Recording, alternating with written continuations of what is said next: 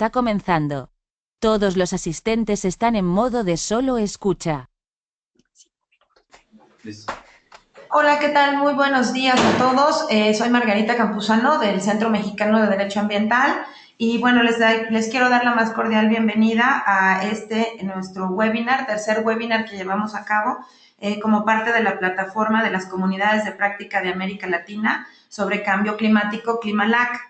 Climalac, como ustedes saben, los que ya nos han acompañado en los webinars previos, es una iniciativa del programa europeo Euroclima y el Programa de Naciones Unidas para el Medio Ambiente, PNUMA, el cual, bueno, es implementado por el Centro Mexicano de Derecho Ambiental. Climalac es una plataforma web que incluye 3 comunidades de práctica sobre cambio climático en los siguientes temas: diálogos regionales, marco legal e institucional, jurisprudencia y justicia. Y justamente como parte de las actividades específicas de esta tercera comunidad de práctica sobre jurisprudencia y justicia en materia de cambio climático, hoy llevamos a cabo el webinar titulado Análisis de casos emblemáticos de jurisprudencia, teniendo como tema central el cambio climático. Y para iniciar, quisiera dar la palabra por 5 minutos a Andrea Brusco, coordinadora regional de Derecho Ambiental del Programa de Naciones Unidas para el Medio Ambiente, PNUMA, que nos hará una introducción inicial. Solamente quiero, bueno, además de agradecer a nuestros participantes el día de hoy, es pedirles que sean muy precisos con el tiempo porque terminamos a las 12 en punto y la idea es que queremos dar espacio a la gente para que pueda debatir los casos. Entonces sí les pedimos ajustarse a su tiempo. Andrea Brusco, muchas gracias por acompañarnos y adelante. Sí, muchas gracias y buenos días para todos. Desde la Oficina Regional del PNUMA, un saludo y un agradecimiento a todos por participar de estas 2 horas de reflexión sobre casos de jurisprudencia en cambio climático. Un agradecimiento especial para los expositores y felicitaciones a SEMDA por haber reunido un conjunto importante de casos paradigmáticos de la jurisprudencia de la región en estos temas. Hacía un tiempo teníamos un webinar sobre legislación de cambio climático y allí vimos que nuestra región está trabajando en este tema, que contamos con algunas de las legislaciones más integrales en materia de cambio climático a nivel mundial y creo que también en materia del tema que nos ocupa hoy, de la actividad jurisdiccional en cuestión de cambio climático, nuestra región está trabajando y ha dicho mucho y cosas muy importantes que permiten adelantar la lucha contra el cambio climático. Indudablemente el problema del cambio climático es uno de los más grandes desafíos con los que nos enfrentamos en este momento, con lo que se van a enfrentar las generaciones futuras también, ¿no? Y hemos visto que ya hay consecuencias que se están sufriendo particularmente en las poblaciones más vulnerables y que indudablemente y lamentablemente estas situaciones de afectaciones de derechos como consecuencia del cambio climático van a aumentar en las próximas décadas. Si tomamos solamente en cuenta un indicador como es el de los desplazados, hay proyecciones que nos indican que para el año 2050 vamos a tener ya millones de personas desplazadas como consecuencia de cuestiones de tipo climático. Y indudablemente esto nos pone frente a cuestiones esenciales que hacen a temas de justicia y a desafíos muy importantes para abordar estas situaciones de injusticia desde la actividad jurisdiccional. Indudablemente los casos que vamos a ver hoy resultan por demás interesantes, además porque cuestionan aspectos clásicos del derecho ambiental, muestran también un rol activo de la sociedad civil para hacer efectivas las responsabilidades por daño ambiental y por afectaciones a los derechos humanos, muestran también que hay un reforzamiento gradual del ejercicio del derecho de acceso a la justicia ambiental, un trabajo de los jueces sobre el deber de protección de los estados que de alguna forma no diría que cuestiona, pero que sí pone como tema visible la cuestión de la división de poderes, de la no judiciabilidad, y sobre todo nos pone de resalto cómo en estos temas la cuestión de la vulnerabilidad continúa siendo tan importante, porque muchos de los peligros que exacerban, que crean o que exacerban vulnerabilidades son resultados de la acción o de la omisión de los estados, ya sea de no adoptar medidas eficaces para la lucha, para reducir las emisiones o medidas eficaces para la adaptación al cambio climático, que también es algo tan importante para nuestra región. Entonces, las decisiones adoptadas sin duda por diferentes instancias jurisdiccionales a nivel internacional y a nivel doméstico y varias de las cuales vamos a ver hoy constituyen soluciones inéditas en el derecho ambiental y representan progresos en la lucha contra el cambio climático global que trascienden los casos concretos que se han resuelto, porque por cuestiones de seguridad jurídica indudablemente incentivan a dictar legislación y regulación sobre este tema, y porque también son una señal importante para el sector privado que implica de alguna forma un freno o una alerta sobre la imposibilidad de continuar el business as usual en materia de emisiones de gases de efecto invernadero. Entonces, por todos estos temas y seguramente por cuestiones que van a surgir con mucho más detalle y con mucha mayor riqueza de las interesantes presentaciones que vamos a tener en estas próximas 2 horas, agradecemos nuevamente la participación y vamos a estar desde aquí participando también con mucho interés en esta jornada de trabajo sobre casos paradigmáticos en nuestra región de actividad jurisdiccional en materia de cambio climático. Muchas gracias, Andrea. Yo quedaría aquí entonces y les agradezco mucho y quedo atenta a las presentaciones. Muchísimas gracias, Andrea, por tus palabras. A continuación voy a dar la palabra a nuestro moderador, a quien le agradecemos muchísimo que haya aceptado coordinar este webinar y estamos muy emocionados en SEMDA y honrados de tenerlo aquí. Él es el doctor Alejandro Posadas, doctor en Derecho por la Escuela de Derecho de la Universidad de Duke en Estados Unidos. Fue representante de la Secretaría de Medio Ambiente y Recursos Naturales en la Embajada de México en Washington de abril del 2007 al 2013. Fue director de la División de Estudios Jurídicos del Centro de Investigación y Docencia Económica CIDE y es profesor de la Maestría en Derecho Ambiental y Políticas Públicas de la Universidad del Medio Ambiente. Muchas gracias, Alejandro. Al contrario, muchas gracias, Margarita, y muchas gracias al SEMDA por la invitación y, por supuesto, al programa Euroclima y al PENUMA por esta, creo yo, extraordinaria propuesta de webinars. Y hoy tenemos, creo yo, un panel de primer nivel para platicar y discutir 4 casos en donde de alguna forma tribunales o procesos cuasi judiciales, tanto en plano nacional o internacional, han tocado temas relacionados con el cambio climático. Primero vamos a tener a Alejandra Rabasa, quien actualmente es Visiting Scholar del Environmental Law Institute. También tenemos a Claudia de Wing, Senior Legal Specialist de la Organización de Estados Americanos, y Jorge Daniel Tailand, Director Ejecutivo del Centro de Derechos Humanos y Ambiente, CEDA. La dinámica que vamos a seguir en el webinar básicamente va a ser cada ponente va a presentar, bueno, Alejandra Rabasa va a iniciar y va a presentar 2 casos. Para cada caso, para la presentación de cada caso, los ponentes van a contar con 10 minutos, que aproximadamente la propuesta es que dediquen 4 minutos a hacer una síntesis de los hechos del caso, 2 minutos para poner el caso en un contexto más amplio, si fuera aplicable, y 4 minutos finales para describir y analizar las razones principales de la decisión del órgano respectivo. Y por lo tanto voy a tratar de ser muy estricto con el tiempo. Le voy a avisar a los ponentes un minuto antes de que termine su tiempo para que puedan hacer el cierre y las conclusiones que consideren pertinentes. Posteriormente vamos a iniciar la discusión y el debate con los ponentes.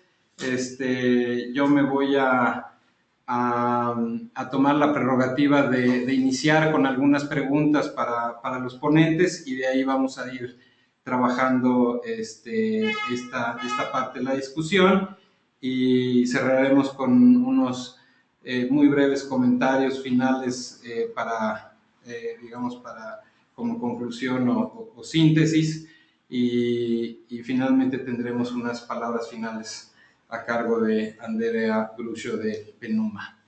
Con esto le doy la palabra a Alejandra Rabasa para que presente primero, entiendo, el caso de Massachusetts contra la Agencia de Protección Ambiental ante la Suprema Corte de Justicia de los Estados Unidos. Bienvenida, Alejandra. Hola, muchas gracias, Alejandro. Muchas gracias al SEMDA por invitarme a participar en este webinar que me parece de la mayor importancia. Gracias a PENUMA y Euroclima por hacerlo posible. Como ya nos advirtió el moderador que va a ser muy estricto con el tiempo, voy a empezar lo antes posible. Solo quiero preguntarles si se está viendo mi pantalla, porque quiero compartir una presentación con ustedes. Sí, se está viendo perfecto. Ok, gracias. Bueno, a mí me tocó presentar dos casos que me parecen muy, muy importantes para demostrar la aproximación del Poder Judicial a la información compleja y rodeada de incertidumbre, pero también de cada vez más elementos para la toma de decisiones basadas en riesgo de las políticas públicas del Estado y que me parece permiten extraer muchas lecciones importantes sobre reflexiones sobre cómo el cambio climático transforma los conceptos tradicionales del standing o la legitimación procesal activa, del interés de los ciudadanos en la participación de la definición de políticas públicas que tienen que ver con los riesgos y daños del cambio climático, etcétera. Voy a empezar con el caso de EPA versus Massachusetts, atendiendo al formato que Alejandro Posadas nos sugirió utilizar. Quiero presentar en un minuto los hechos del caso. Este caso, para poner en contexto esta presentación, este caso empieza en 1999, cuando 19 organizaciones no gubernamentales en Estados Unidos solicitan al Environmental Protection Agency emitir una regulación para los motores de vehículos nuevos que emiten gases de efecto invernadero. 4 gases de efecto invernadero se solicitó regular en particular, bajo la Clean Air Act de los Estados Unidos, considerando que son contaminantes que ponen en riesgo el medio ambiente y la salud pública. En el 2003, la Environmental Protection Agency denegó esta solicitud, por razones que vamos a ver más adelante en esta presentación, pero sobre todo argumentando que esta regulación no es una contribución significativa, no sería una contribución significativa al problema del cambio climático global y iría en contravención con la política integral que la administración de Estados Unidos está intentando poner en marcha para enfrentar el cambio climático. Los peticionarios acudieron a una revisión en una corte de circuito de DC y esta corte resolvió que no tenían standing y que no había una materia suficiente para la revisión judicial, en este caso de fondo, por lo cual los peticionarios unidos ahora con 12 estados de Estados Unidos y 3 ciudades, llevaron el caso a la revisión de la Suprema Corte de Justicia de los Estados Unidos, la cual decidió revertir la respuesta del Environmental Protection Agency. Ahorita vamos a ver los alcances de esa decisión y la consecuencia posterior de este fallo de la Suprema Corte de Estados Unidos fue que la Environmental Protection Agency resolvió publicar un endangerment finding en el cual se dio la base para una regulación preliminar de estos gases de efecto invernadero de los motores de vehículos nuevos. El contexto de este caso. Aquí me parece interesante ver quiénes fueron las partes de este litigio. Como podrán ver en la pantalla, los peticionarios, en este caso, fueron 2 estados que están señalados en verde en el mapa de Estados Unidos, incluyendo, por supuesto, el estado de Massachusetts, 13 ciudades, incluyendo el Distrito of Columbia y Nueva York, el territorio de American Samoa y 13 organizaciones científicas y no gubernamentales. El representante común de todos los peticionarios fue el abogado general del estado de Massachusetts. Como respondentes ante la Suprema Corte de Justicia, la respuesta principal estuvo a cargo de la Environmental Protection Agency, pero estuvo respaldada a su vez por otros 10 estados que están marcados en gris en el mapa que estoy compartiendo en la pantalla de Estados Unidos y 6 asociaciones industriales y cámaras empresariales que apoyaban la decisión de la Environmental Protection Agency de no emitir la regulación solicitada por los peticionarios. ¿Cuáles fueron los argumentos de las partes ante la Suprema Corte?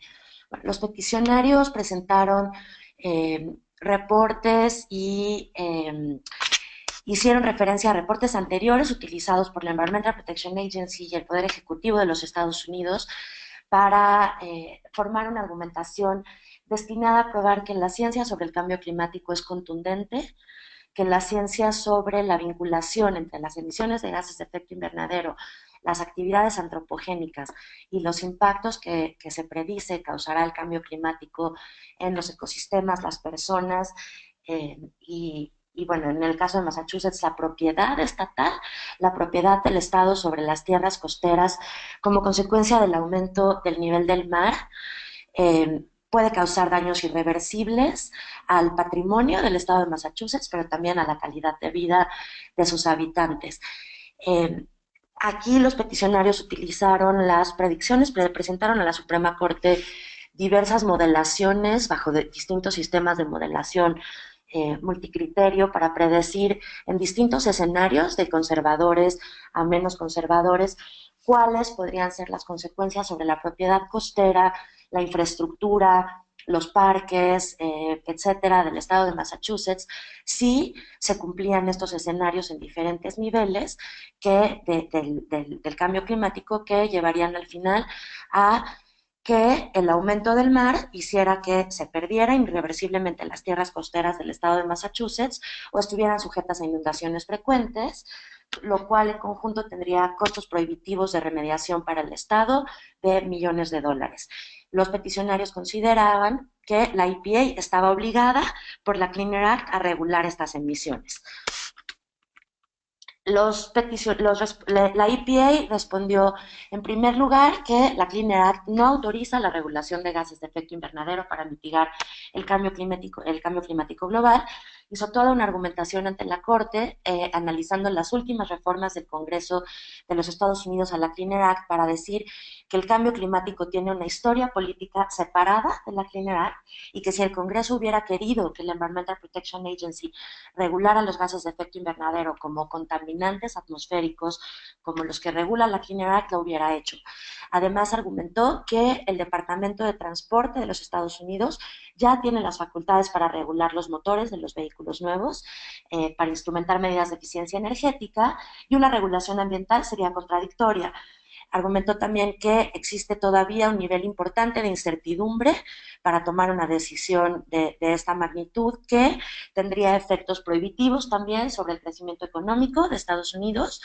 Dos argumentos importantes de la EPA es que la agencia tiene facultades discrecionales para resolver si un contaminante, en este caso los GEI, podrían estar afectando la salud y el medio ambiente públicos, y que el gobierno de Estados Unidos se estaba aproximando al problema del cambio climático a través de una política integral basada en la innovación tecnológica, la investigación sobre el cambio climático y programas voluntarios para reducir emisiones en el sector privado.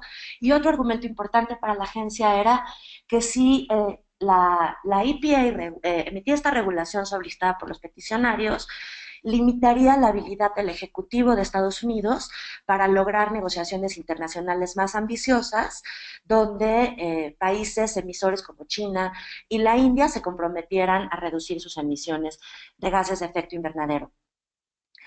¿Cuál fue el alcance de la sentencia de la Corte de Estados Unidos?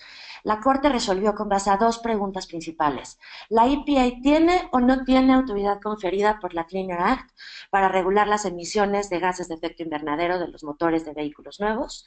Y la segunda pregunta, suponiendo que tenga autoridad para hacer esta regulación, las razones por las cuales negó la petición de emitir la regulación solicitada por Massachusetts y sus codemandantes son consistentes y válidas bajo la Clean Air Act, o si la EPA tiene esta autoridad y la está usando de forma discrecional, la está usando de manera caprichosa, arbitraria o contraria a la legislación.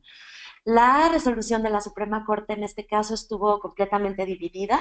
Aquí les pongo yo en esta presentación los ministros de la Suprema Corte que votaron a favor de revertir la decisión de la EPA. Fueron 5 y están en la flecha verde, y los que votaron estableciendo por diversas razones que no debería de concederse el recurso solicitado por los peticionarios están en la flecha roja. Voy a tratar de resaltar lo más brevemente posible cuáles fueron los principales elementos de análisis que me parece se pueden extraer de esta sentencia. Primero, hubo una discusión bastante importante sobre el standing de los peticionarios para traer a una corte argumentos relacionados con impactos futuros inciertos de naturaleza global y difusa, como son los creados por el cambio climático. Lo que la Suprema Corte resolvió en este caso es que de todos los peticionarios, los 2 estados y las organizaciones y las ciudades que buscaron el remedio ante la Corte, con que un peticionario pudiera acreditarlo era suficiente para que la Corte pudiera entrar al análisis de este caso. La Corte hizo referencia a la posición especial de Massachusetts en este caso, tanto por su papel de Estado soberano como por la afectación de sus derechos de propiedad, y por qué quedó demostrado a juicio de la Corte que los riesgos de daños eran suficientes para acreditar que el Estado iba a sufrir daños actuales e inminentes. Sí, gracias. Pueden ver los argumentos de la Corte. La Corte, para probar los elementos del interés jurídico que son el daño, el nexo causal y la posibilidad de que una respuesta de la Corte pudiera reparar los daños, argumentó que los daños del cambio climático son serios y bien reconocidos, y que el que tengan un carácter global, como argumentaba la agencia, no limita la habilidad de un estado como Massachusetts de pedir que se frenen o detengan o hagan más lentos los impactos locales, por lo cual cualquier acción a nivel local va a tener influencias en el ámbito global, pero independientemente de eso, puede frenar los daños en el nivel local. En este caso, estimados en millones de dólares para Massachusetts. El nexo causal fue otra discusión importante ante la Suprema Corte de Estados Unidos, donde la Corte resolvió que no es válido el argumento de la contribución insignificante de la regulación de este sector y en este lugar del mundo, que representa el 6% de las emisiones mundiales de dióxido de carbono. La Corte aquí da un paso cerca del límite del debate de si los jueces pueden o no formular políticas públicas, diciendo que cuando se formula una política pública, los primeros pasos son importantes, y este primer paso es un paso importante, aunque la EPA puede irlo modificando en cuanto tenga más información disponible. Perdona, ya empieza a correr tu tiempo del siguiente caso, así es que tú organizas como mejor creas. Perfecto, gracias Alejandro.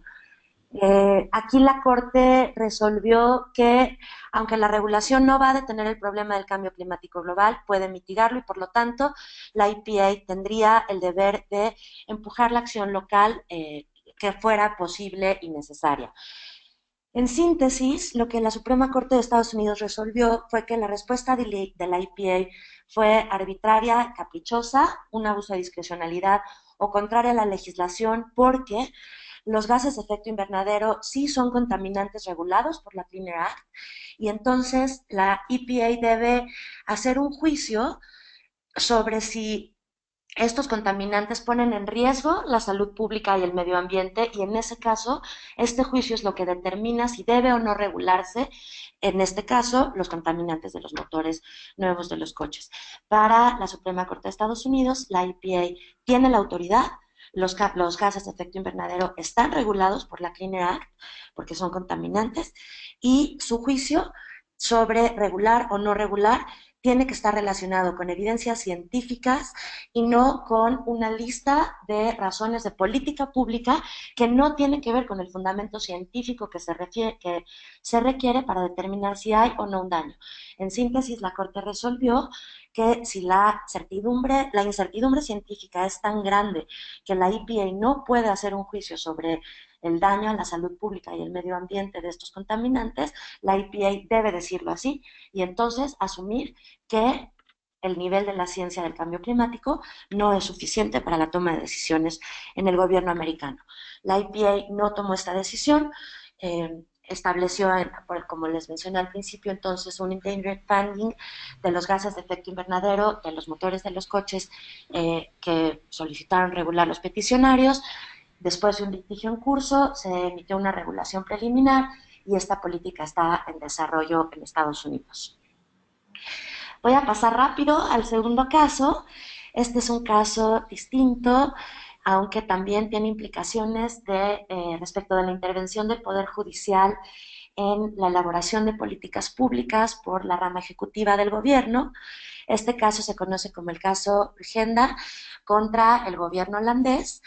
Urgenda es una fundación, es una plataforma que incorpora diversos centros de investigación científica, ciudadanos, etcétera, preocupados por conocer el estado de las políticas y la ciencia del cambio climático.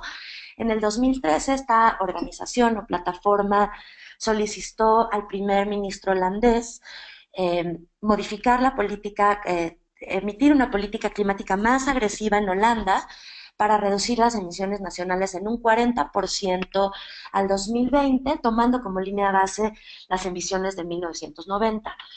El gobierno holandés respondió a Urgenda que, aunque comparten sus preocupaciones sobre los riesgos del cambio climático global, la política holandesa que se fija una meta de reducción del 14 al 17% de emisiones en ese plazo es consistente con los compromisos internacionales y de la Unión Europea y están encaminando al gobierno holandés a una trayectoria para lograr una reducción del 80 al 95% de emisiones en el largo plazo, al 2050.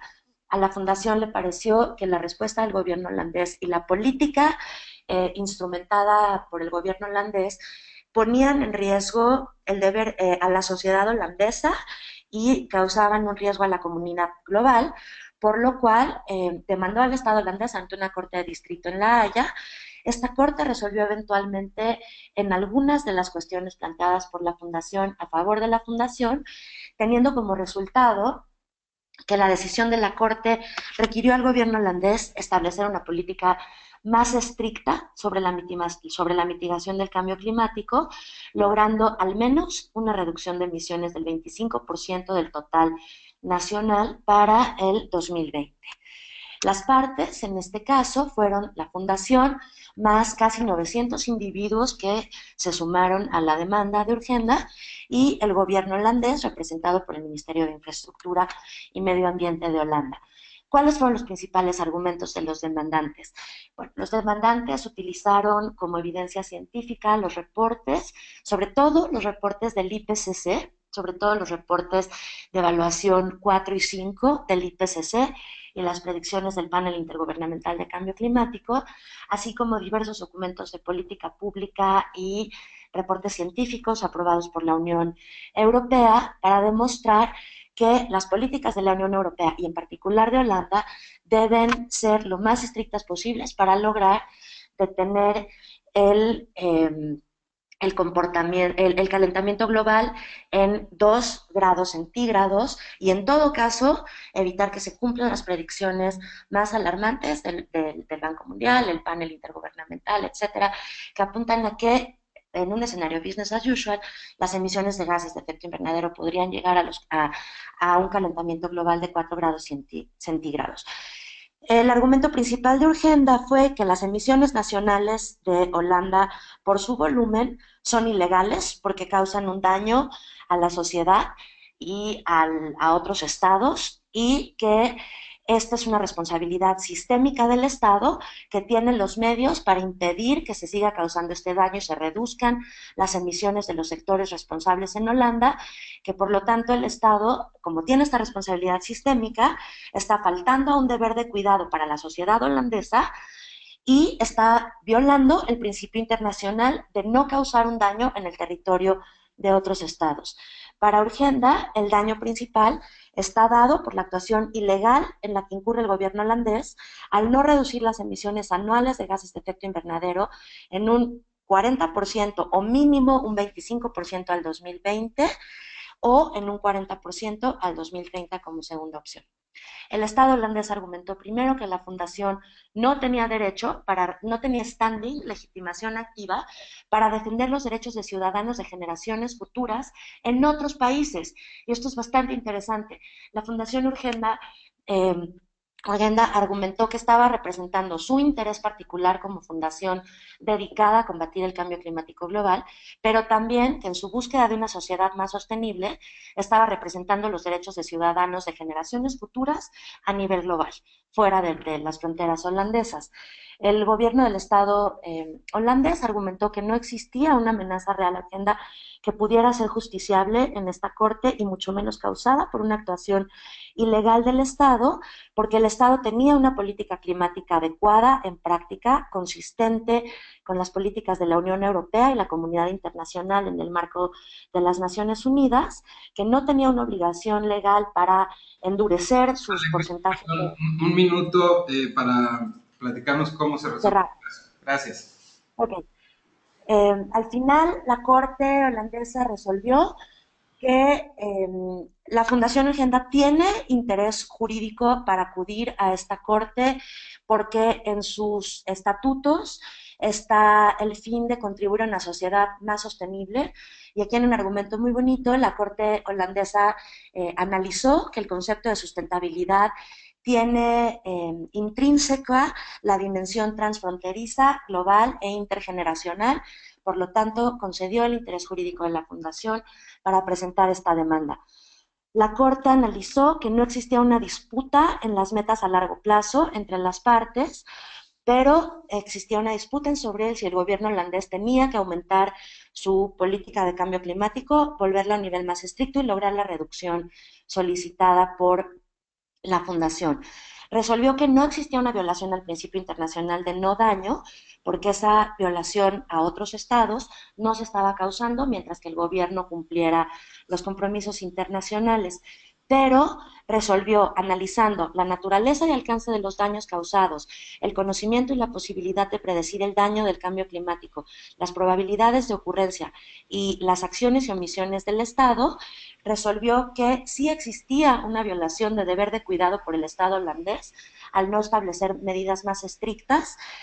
Resolvió que el Estado debía priorizar la mitigación del cambio climático sobre la adaptación, porque la adaptación se refería a frenar daños que ya se iban a causar y la mitigación a impedir que se causaran daños. Resolvió que, como lo dijeron los peticionarios, era más costo efectivo instrumentar medidas precautorias que de reparación de daños causados por el cambio climático, por el efecto acumulativo de la concentración. Perdón, te voy a tener que parar ahí y ahorita rescatamos algunas de las conclusiones en el tema. Ahí en la pantalla está la síntesis de la resolución. Muchas gracias, Alejandro. Gracias a ti, al contrario. Pasamos ahora con Jorge Daniel, nuestro siguiente ponente. Adelante. Perfecto. Muchas gracias. Mucho gusto estar con ustedes. ¿Me escuchan ahí? Perfecto. Sí, y muchas gracias a los organizadores, Euroclima, PENUMA. La verdad que es importante poder avanzar en esta discusión. ¿Podemos compartir mi pantalla? Eso lo hago yo desde aquí.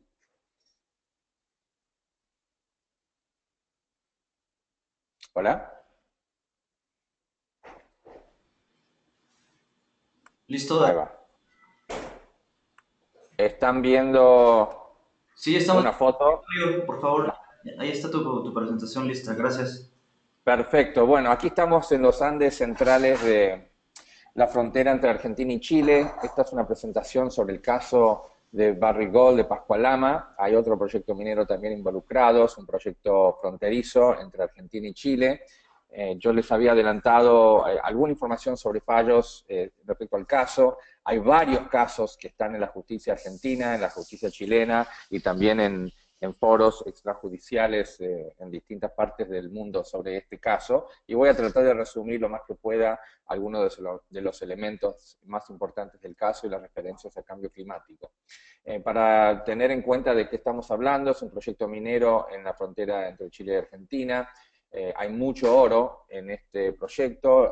Barrigol es una de las empresas más importantes del mundo en extracción de oro. Es un ambiente muy alto, de alta montaña, con mucha sensibilidad ambiental, muy rico en flora, fauna, en vegetación en las partes más bajas y en glaciares y permafrost, que son suelos congelados ricos en recursos hídricos.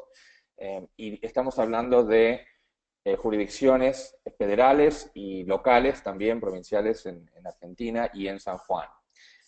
Para darles un par de imágenes solamente para ver de qué estamos hablando, se trata de los impactos en glaciares, que ha sido uno de los elementos más importantes de este caso.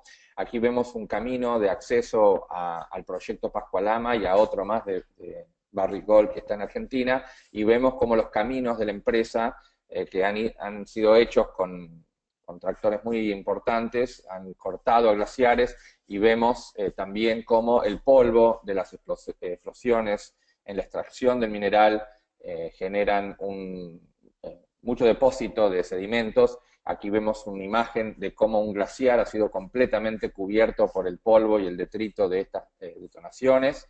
Y vemos también, por ejemplo, uno de los glaciares en ese camino que les mostré hace unos minutos, de cómo a través de los años, desde el principio del primer proyecto, que fue Veladero, y el principio de preparaciones de Pascualama, se va deteriorando la masa de hielo. También vemos cómo los caminos mineros en la parte más cercana al proyecto han atravesado estos cuerpos de hielo, y eso es un poco el trasfondo de este debate que se da tanto en Argentina como Chile.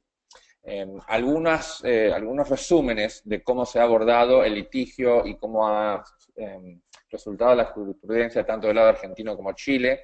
Debemos entender que del lado argentino las acciones han sido principalmente presentadas por ONGs, que se han preocupado más, en este caso, no tanto por el cambio climático, sino por el impacto en los recursos naturales, tales como el agua y algunos más. Surgió en un momento la ley de glaciares, que se aprobó en Argentina, y hay algunas acciones que han apuntado a la violación de la ley de glaciares.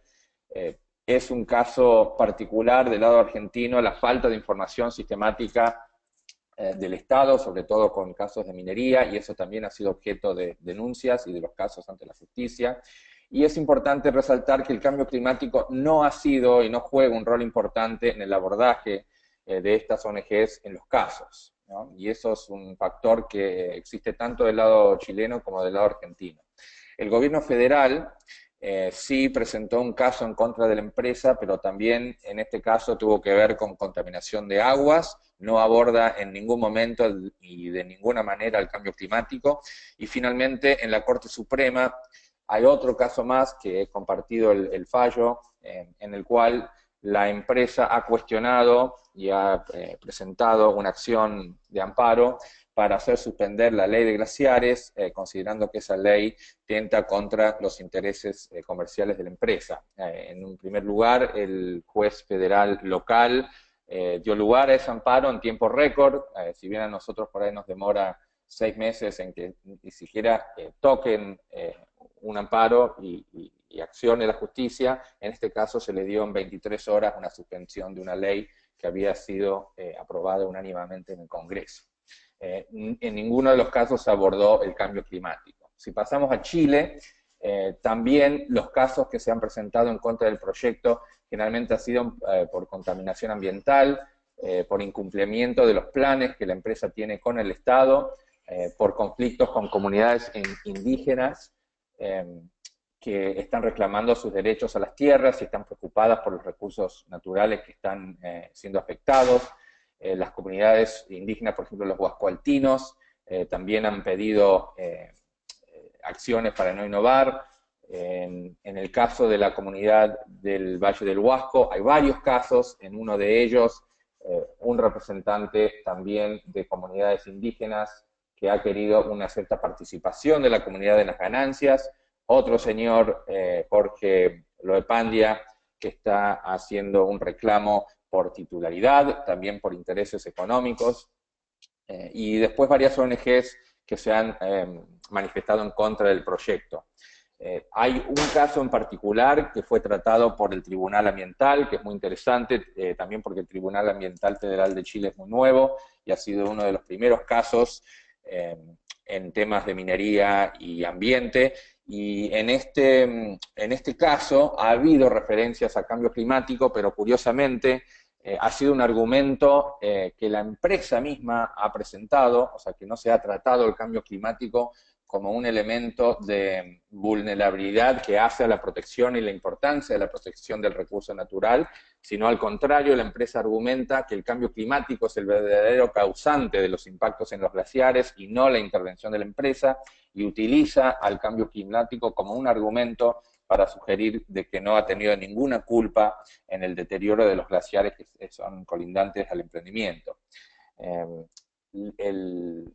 En el caso del tribunal, que falló a favor de la empresa en este caso, da de alguna manera una sensación de fatalismo en el caso, indicando que sí, que efectivamente los estudios científicos argumentan que el deterioro de los glaciares es a causa del cambio climático, y indican también que las personas que han presentado la denuncia no han podido demostrar que el accionar de la empresa fue causante en el caso, en el deterioro. Finalmente, en Estados Unidos también se han presentado algunos casos sobre este caso en particular de Pascualama, pero tienen más que ver con los intereses de accionistas y ex empleados de la empresa por distintos intereses económicos que han tenido a lo largo de este proyecto. En ninguno de los casos se ha mencionado el cambio climático ni existe esa dinámica en los casos. Un poco para resumir, si bien en esta presentación estamos diciendo de que no hay elementos de cambio climático, creo que es importante resaltar justamente que la justicia, tanto en Argentina como en Chile, carece en este momento de casos que nosotros conozcamos que tienen que ver con el cambio climático como dinámica importante del abordaje de los casos, tampoco como objeto de los casos. Esto es importante también resaltar que no es una prioridad política el cambio climático ni en Argentina ni en Chile, salvo algunas instancias aisladas de iniciativas políticas que abordan el cambio climático. De hecho, en Argentina hoy tenemos un país que está apuntando a la expansión de las energías fósiles y está haciendo muy poco en avanzar con objetivos de cambio climático, ¿no? En Chile se menciona reiteradamente en distintos foros la vulnerabilidad de los glaciares en cuanto a las tendencias del cambio climático, pero esto no se convierte en una protección jurídica real en los casos a medida que van surgiendo. O sea que sí, son clima vulnerables en este caso, pero la postura ha sido que es un recurso perdido y no se ha dado priorización de protegerlos, a pesar de la existencia hoy de un mecanismo para tratar de hacer adoptar una ley de protección de glaciares, como ha sido el caso en Argentina, que se adoptó en el 2008, aunque fue vetada en ese año, sí reapareció en el 2010. En Chile hoy hay un proyecto de ley que no aborda el tema del cambio climático, no lo menciona.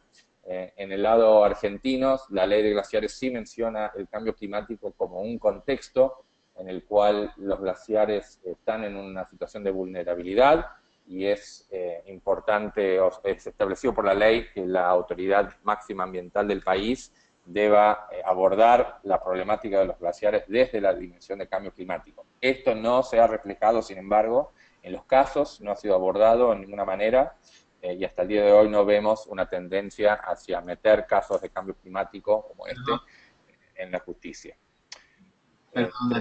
Ahí te voy a pedir que concluyas y rescatamos también en el debate. Muchas Sí, gracias. no, ahí había terminado, así que estamos perfectos con el tiempo.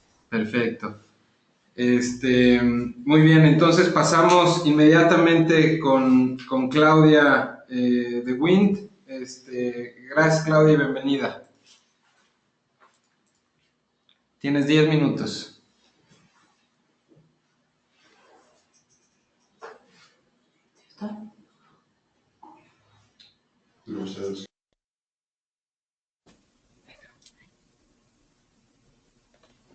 Hola.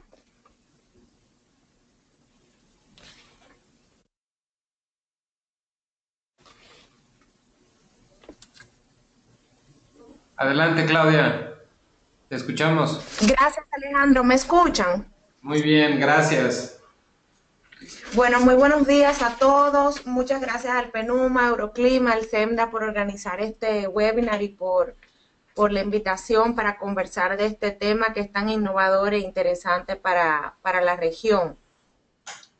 Yo quisiera, me han pedido empezar un poco contando la petición de los Inuit ante el Sistema Interamericano de Derechos Humanos y luego comentar un poco sobre el Programa Interamericano de Capacitación Judicial sobre Estado de Derecho Ambiental que estamos trabajando conjuntamente con el PENUMA y la Comisión Mundial de Derecho Ambiental de la UICN. Entonces, empezaría con la petición que realmente fue el primer caso que trajo a colación violaciones sobre derechos humanos vinculadas al cambio climático en el sistema interamericano. Esta petición fue realizada por la presidenta de la Conferencia Circumpolar de los Inuit, con 62 individuos pertenecientes a este grupo de pueblos indígenas de las regiones del Ártico y de las regiones árticas de Alaska, Canadá, Groenlandia, Dinamarca y el noreste de Rusia, pero la petición solamente incluyó a las poblaciones inuit de Estados Unidos y Canadá. La petición era en contra de Estados Unidos, que como ustedes sabrán, no es miembro del Sistema Interamericano de Derechos Humanos, pero sí lo es de la organización que tiene como uno de sus principios esenciales los derechos humanos y por lo tanto las disposiciones de la Declaración de los Derechos del Hombre aplican a este Estado miembro. Una de las cuestiones importantes que dio lugar, ¿no?, a esta petición tiene que ver con los cambios experimentados en la región circumpolar y la región ártica relacionados al cambio climático que empezaron a ser destacados por la evidencia científica, el panel intergubernamental del cambio climático, entre otros.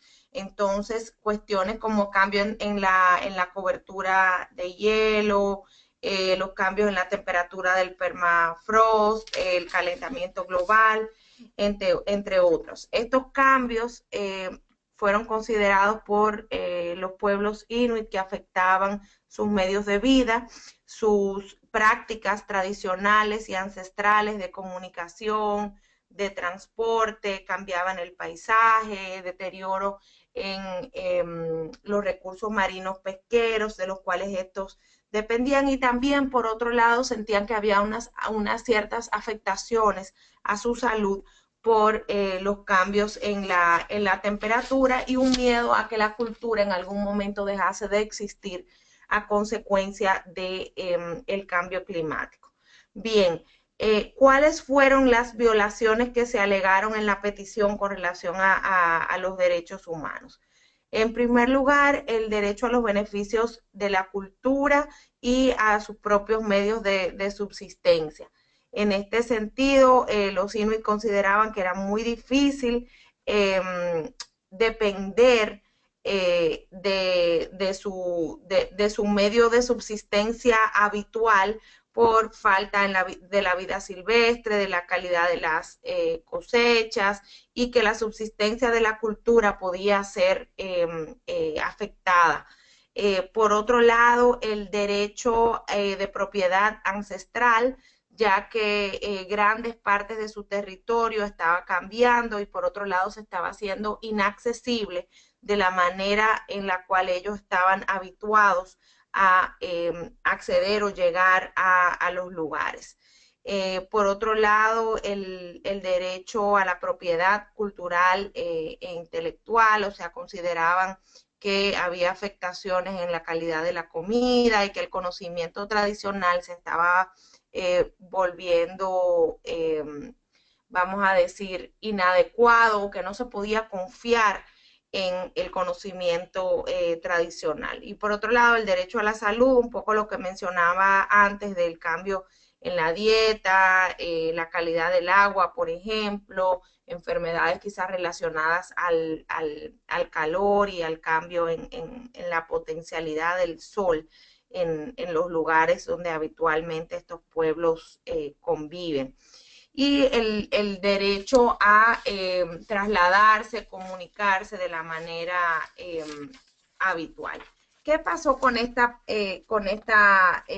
petición?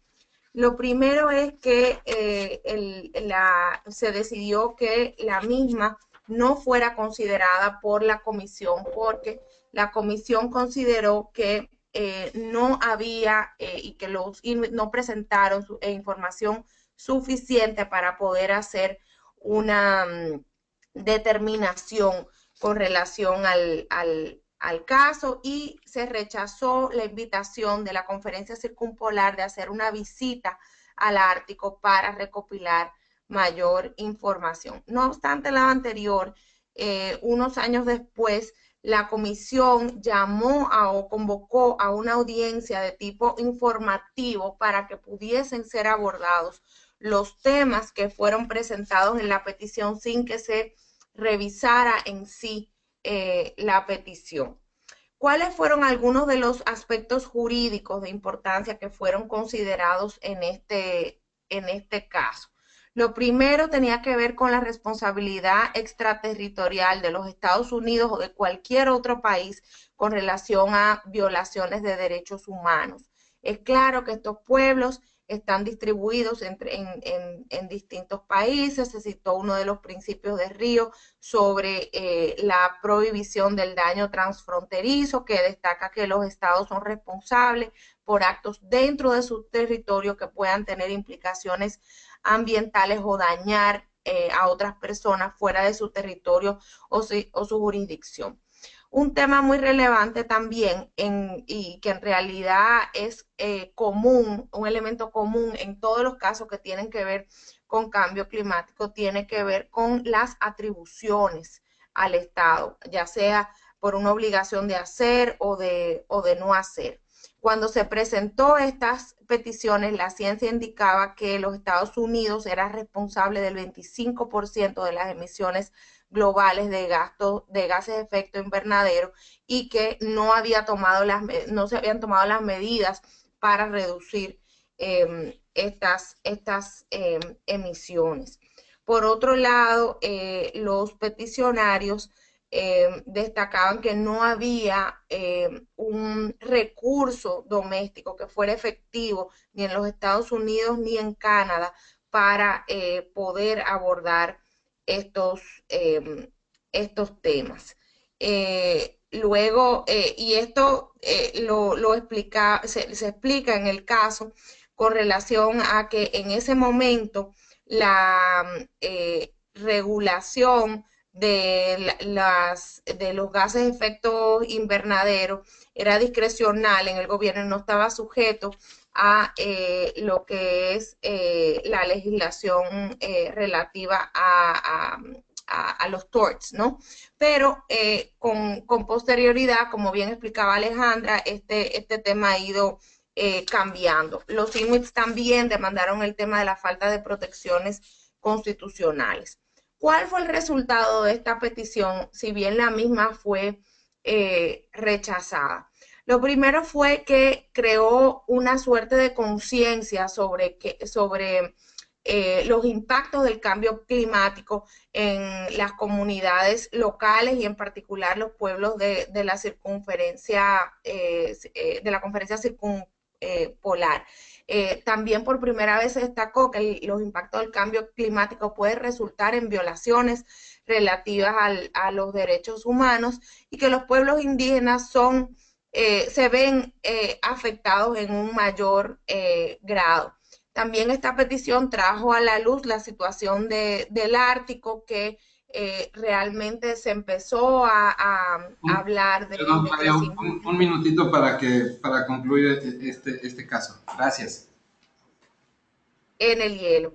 Y por otro lado, fue un paso importante en empezar el análisis entre distintas instituciones, por ejemplo, el Alto Comisionado de las Naciones Unidas sobre Derechos Humanos, empezó a vincular el tema de cambio climático y derechos humanos, y lo mismo en la OEA.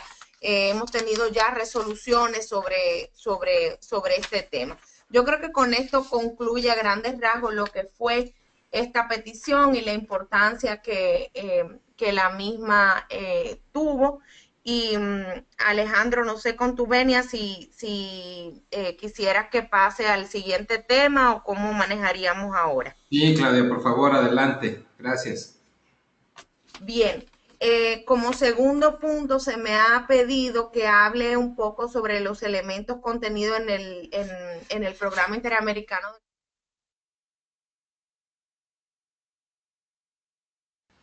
Perdón, Claudia, ¿tienes presentación que quieras mostrar o no?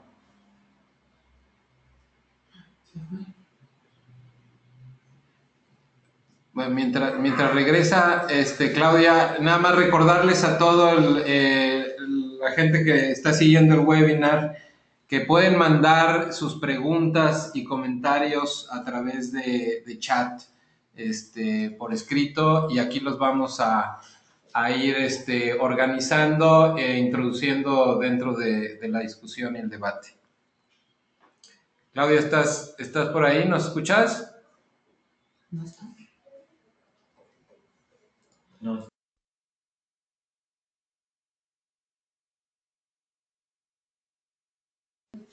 ¿Y si pasamos a alguna pregunta? ¿O qué hacemos?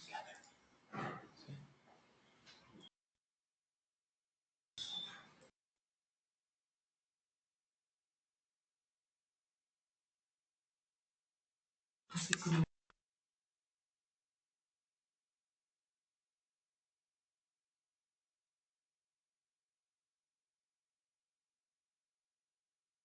Pues bueno, aprovecho con alguna pregunta del público, sí, ¿no? ¿Sale?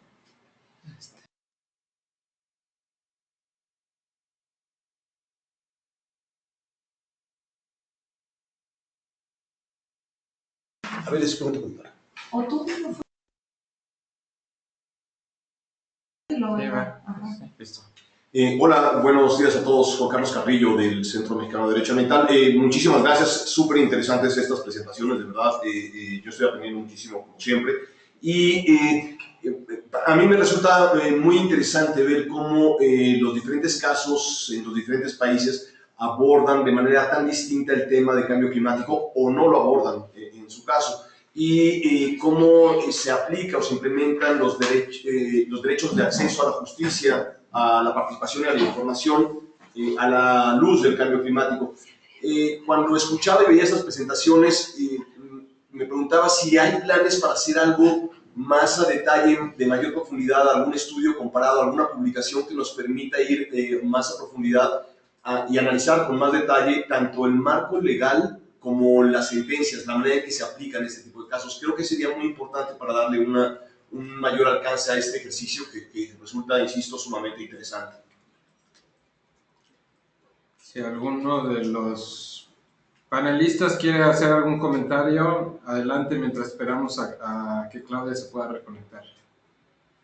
También aprovecho, también por si alguien, tenemos otra pregunta del público donde comentan que si no debería haber un tribunal internacional para abordar las cuestiones ambientales y también para abordar las cuestiones de derechos humanos y poder acudir en caso de que los estados no cumplan con los tratados que han aceptado y adoptado. Así es que les dejo a Ale, Daniel, quien quiera, y Andrea participar mientras esperamos a Claudia. Si puedo quizás dar 2 o 3 reflexiones, Daniel aquí del SEDA. Sería interesante que hubiera algo de trabajo en materia de recopilar información sobre jurisprudencia y casos que han abordado el cambio climático. Yo desconozco que hubiera una publicación de este tipo, pero por ahí es un futuro proyecto de empezar a recopilar. Sé que ha habido hace unos años algunos intentos de empezar a analizar casos como este mismo que estamos haciendo hoy, pero no lo he visto plasmado recientemente. Y por otro lado, la idea del tribunal ambiental, bueno, sería interesante explorarlo. Nuestra manera de abordar este tema desde un principio en Argentina, que cuando empezamos hace casi 15 años en tratar de vincular derechos humanos y ambiente, fue más bien tratar de capacitar a quienes hoy están en la justicia, a los jueces y a los secretarios de los jueces en materia ambiental. Nos pareció que pudiera dar eso mejor resultado, y además también promover la creación de fiscalías en materia de ambiente. Quizás podemos promover la incorporación de la dimensión de cambio climático en las distintas fiscalías de nuestros países como un primer paso. Andrea, adelante, querías hacer un comentario. Hola, sí, sí, muchas gracias. Sí, en relación con el tema de los tribunales, ¿no? Este es un tema que está en discusión desde hace mucho tiempo, y hay varias iniciativas de crear tribunales especializados, en algunos casos con facultades jurisdiccionales, pero también se han creado algunos tribunales de tipo consultativo, ¿no? sobre estos temas. Y tenemos la experiencia de la Corte Internacional de Justicia con la sala en temas ambientales que existió durante algún tiempo, y luego los fallos que fueron decididos de manera directa por la Corte Internacional. En materia de recopilación de jurisprudencia, el PENUMA, ustedes saben que ha trabajado sobre estos temas, y precisamente una de los elementos de la cooperación con SEMDA y a través de ClimaLac es precisamente que podamos visualizar casos de jurisprudencia que vinculen, ya no solamente vinculados con tema ambiental, sino particularmente el tema del cambio climático. Y entonces ahí hay un trabajo que ya se está desarrollando, que ya entiendo está visible en la plataforma de ClimaLac, pero que se está profundizando, y el llamado también a todos ustedes, a los panelistas y a los participantes, para aportar mayores elementos para la discusión, o para poner de resalto casos que sean interesantes en este tema, y ojalá si en el futuro podamos tener una publicación más comprensiva y más integral, ¿no? Desde PENUMA tenemos, junto con la UICN, la plataforma de Colex, donde también se reúnen casos de jurisprudencia que pueden ser interesantes para la consulta. Creo que Claudia está conectada y está tratando nuevamente de poder en algún momento volver a estar al aire, digamos, para poder comentar, pero si no, en todo caso, yo después en las conclusiones también puedo desarrollar un poco el tema que ella quería conversar en sus últimos minutos de exposición, que era el del programa de jueces. Gracias, Andrea. Vamos a ver si escuchamos a Claudia. Hola, ¿me escuchan? Sí. Adelante, Claudia, ya te escuchamos, gracias. Muchas gracias, disculpen que a veces la tecnología nos es un poco infiel, pero bueno, aquí estamos. Les contaba un poco del programa que estamos trabajando con PENUMA y con la Comisión Mundial de Derecho Ambiental de la UICN.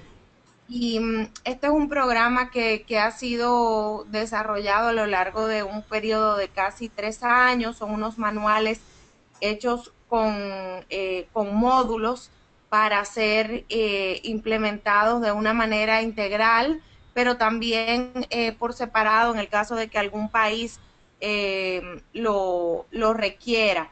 Son 5 módulos que se complementan con estudios de caso, y los estudios de casos están basados en jurisprudencia relativa a los temas ambientales. Aquí lo que me gustaría destacar en particular es que en la región la ciencia lo que nos indica es que los impactos atribuibles al cambio climático se están dando, número 1, en los ecosistemas, número 2, en la seguridad hídrica, y número 3, en los eventos extremos.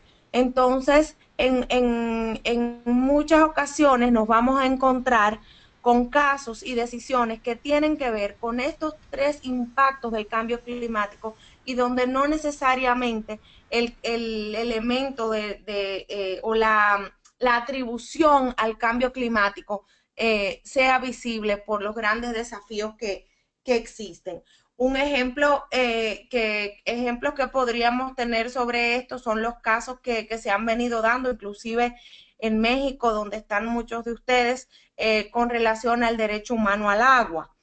Y así, en este contexto también, con relación a impactos de eventos extremos, como los huracanes en el Caribe, entre otros. Entonces, cada día más lo que este tipo de situación ha hecho, si nos fijamos un poco en cómo la legislación y la jurisprudencia responden a el contexto y las condiciones medioambientales, los jueces van a tener que tomar decisiones sobre estos temas, y van a tener que tomar en cuenta los resultados del análisis no científico, y por ponderar pruebas y poder analizar y valorar el daño ambiental y cómo este se relaciona al tema del cambio climático, que, como ustedes saben, es una cuestión bastante compleja para hacer desde los poderes judiciales, y por eso yo creo que este trabajo que estamos haciendo conjuntamente tiene un valor agregado, en el sentido de que está empezando a traer a la luz la importancia de estas vinculaciones, y de que los jueces sean sensibles a las diferentes interconexiones que hay en el derecho ambiental en su concepto más amplio. Este programa, justo en nuestra Asamblea General la semana pasada, se suscribió un acuerdo con el Poder Judicial de la República Dominicana. Se va a implementar en sus 2 primeras ediciones, conjuntamente con la Escuela de la Judicatura Nacional Dominicana y el Instituto de la Judicatura Federal en México, y es un programa que está planificado para cuando se implemente completo o integralmente, tenga una duración de 1 semana, y está dirigido a jueces de los sistemas de derecho civil y de common law de toda la América.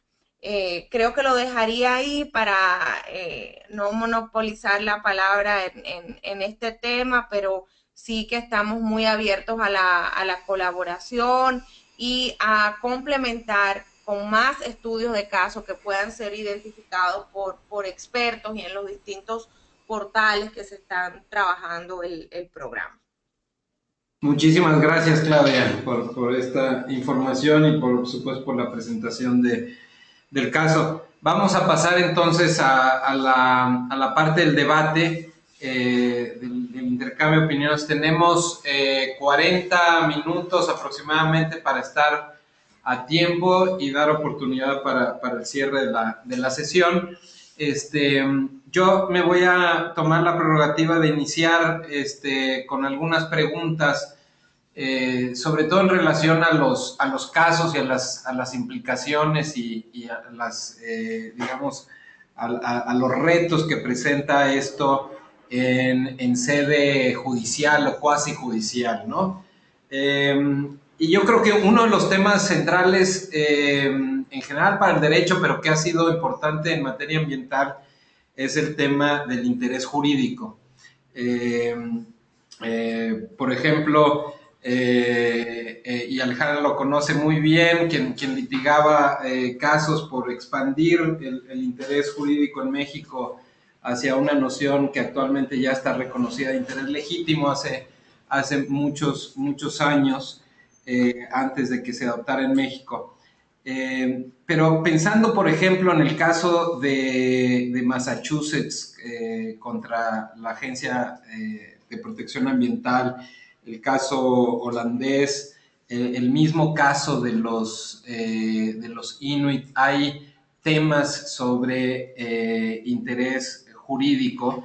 En el caso de Massachusetts, por ejemplo, la Suprema Corte aborda en forma muy detallada lo que le llaman ellos el standing o su interés para presentar un caso ante la Corte, y una de las cosas que destaca es obviamente el carácter de Estado de Massachusetts, por un lado, como una cuestión importante de standing a nivel federal. Pero otra, naturalmente, es el daño o la amenaza de daño actual, real, o potencial, pero digamos que pueda ser específica, el nexo, la relación con la conducta y con la acción intentada, que es que la EPA llevara a cabo una determinación de endangerment, que le llaman, y sobre todo enfatiza el tema de, como lo mencionó Al en la presentación, de los niveles del mar que ya hoy en día afectan y han producido un daño en las costas de Massachusetts. Si hubiera sido un estado en el centro de Estados Unidos, como Nebraska, hubiera podido demostrar este daño o amenaza de daño derivado del cambio climático, y naturalmente esto se enlaza con la petición de los Inuit en relación a cómo, digamos, se puede ir materializando o haciendo más específicos los argumentos o los alegatos acerca del daño, y sobre todo relacionados con la posibilidad de accionarlos bajo el proceso judicial. Entonces me gustaría escuchar si tienen algunos comentarios acerca de esto y del interés jurídico en general. Alejandro, yo quisiera comentar algo. Soy Alejandra del Environmental Law Institute. A mí me parece central la pregunta que nos estás formulando.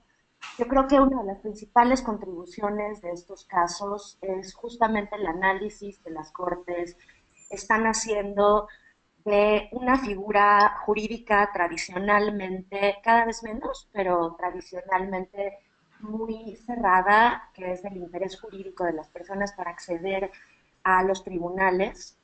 En general, no soy una experta en este tema en el derecho comparado, pero por lo menos en algunos de los casos ambientales de diferentes países podemos sacar tres requisitos principales que los jueces utilizan como estándar de prueba para el standing, que son si las personas que están llevando la acción a la justicia tienen una posición diferenciada en el orden jurídico que les permita alegar una amenaza de daño o un daño inminente. Eso me parece clave en el tema de cambio climático.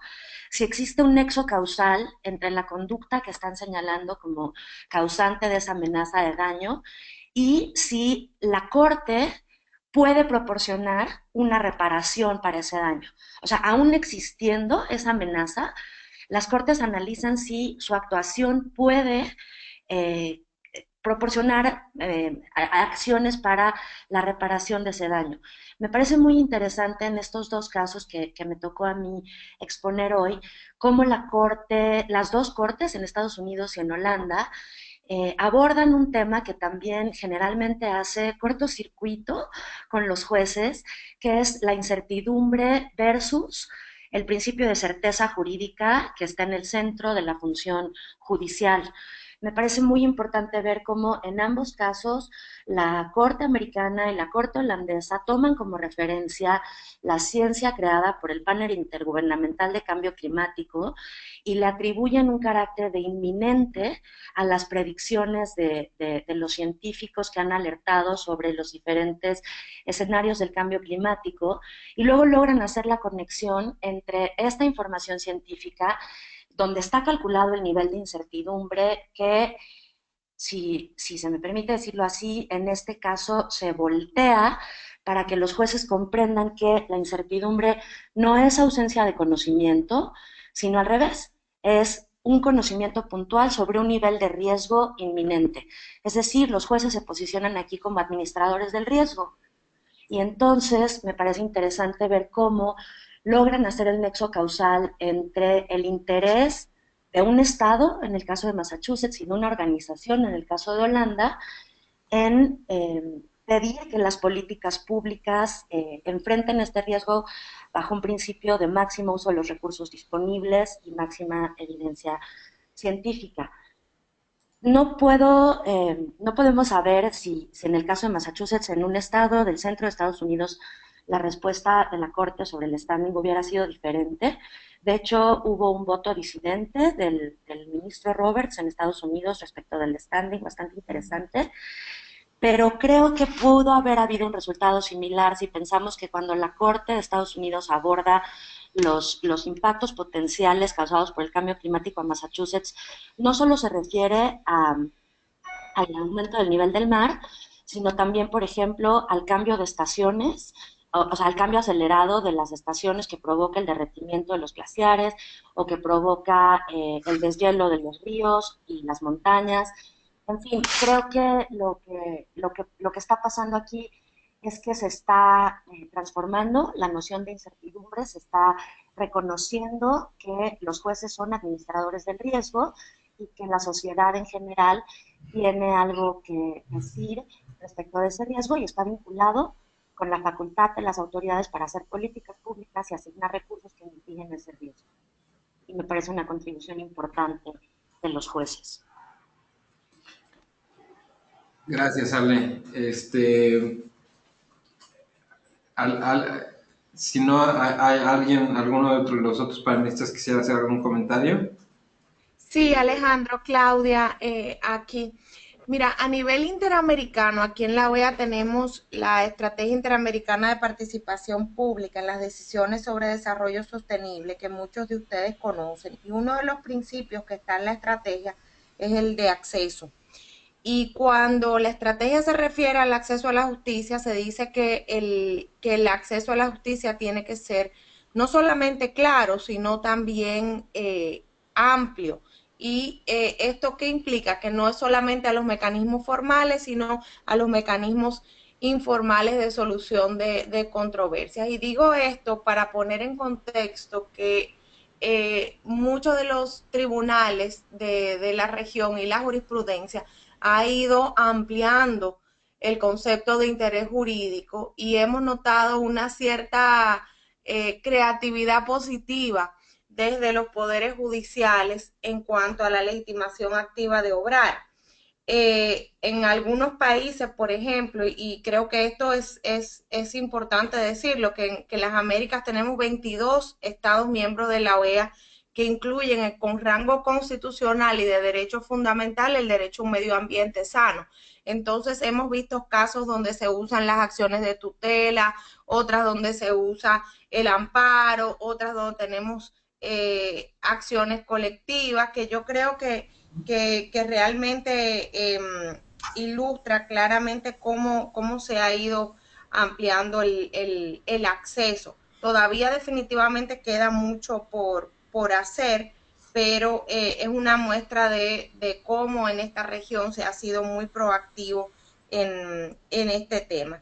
Y por otro lado, lo que decía Alejandra, me parece muy interesante porque creo que en el tema de cambio climático se ha ido pasando de la implementación del principio precautorio a la implementación del principio de la prevención, reconociendo que hay un riesgo inminente. Ahora bien, o sea, no es muy claro todavía el tema de la restauración o la reparación del daño por la naturaleza del bien tutelado, y por otro lado porque el daño ambiental, como ustedes saben, es difuso y evoluciona también. Gracias, Claudia. Daniel, adelante, querías participar. Sí, dos o tres reflexiones. Les quiero enfatizar que, bueno, la justicia, primero, siempre es consecuencia de una evolución de un comportamiento social, perdón. Hace 5 o 6 años todavía la mitad de la población del mundo dudaba del cambio climático. Y esto es inevitable pensar que va a tener una incidencia en la justicia esta evolución que estamos teniendo. También la justicia siempre es política. Entonces también la incidencia política va a determinar hasta qué punto la justicia aborda temas ambientales. Cuando nosotros empezamos a litigar en Argentina casos de ambiente y derechos humanos, y me acuerdo que uno de los primeros casos que tomamos desde la clínica jurídica que tenía SEDA, tenía que ver con PCB y el impacto del PCB en causas de cáncer, y mostrar la causalidad en esos casos era prácticamente imposible.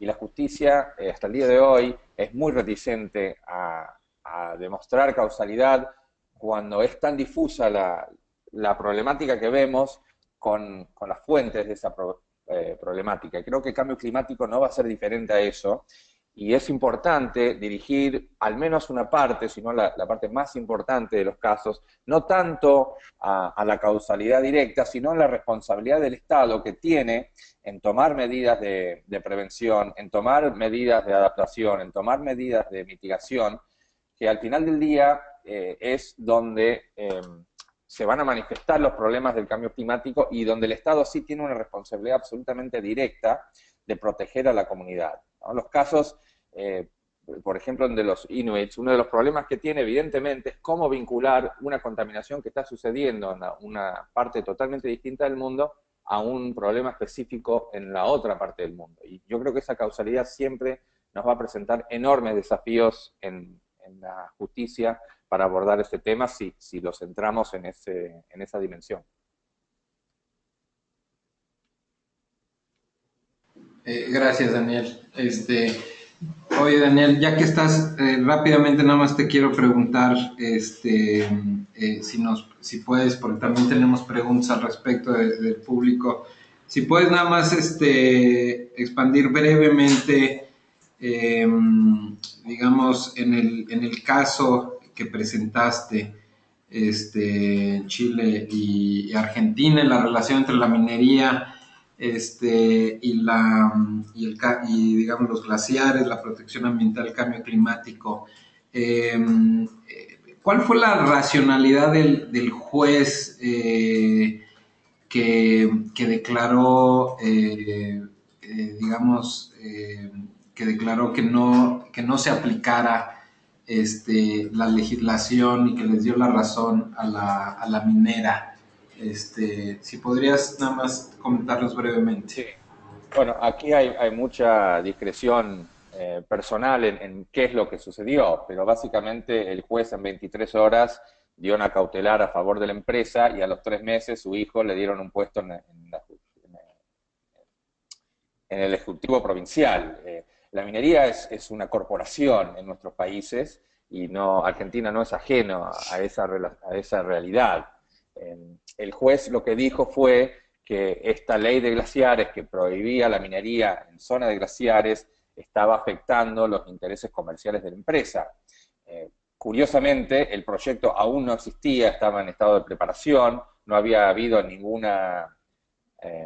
todavía no había habido ningún avance en el proyecto, y la empresa decía que no había glaciares en la zona del proyecto, con lo cual era un poco curioso entender cómo un proyecto puede ser afectado por una ley de glaciares si no hay glaciares según la empresa y según el mismo estado en donde está el proyecto. Y esa fue un poco el razonamiento de la Corte Suprema cuando revoca la decisión del juez federal, un año y medio después, en donde dice que el juez se había equivocado en otorgar el amparo a la empresa porque no se había demostrado en ningún momento ningún prejuicio, y de hecho la empresa estaba diciendo que no había glaciares en el lugar del proyecto, con lo cual no había supuestamente ningún riesgo de afectar los intereses comerciales, y por eso la Corte Suprema da vuelta al fallo. Estupendo, Daniel, gracias. Déjenme nada más compartirles algunas preguntas que nos están enviando para también atender a la gente que nos está siguiendo. Hay una pregunta sobre si la Corte Internacional de Justicia en La Haya puede resolver problemas ambientales como los que estamos discutiendo.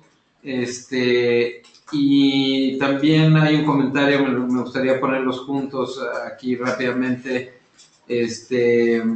Nos dicen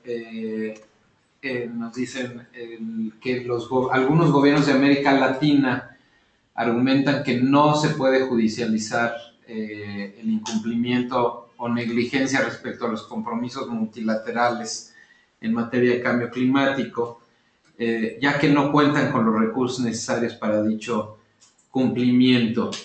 Y la pregunta es si esto es así, o si hay algún argumento para poder judicializarlo, o entiendo yo, presentarlo en un procedimiento tanto ya sea nacional o internacional. Entonces les quiero dejar estas dos preguntas del público que nos sigue a los panelistas.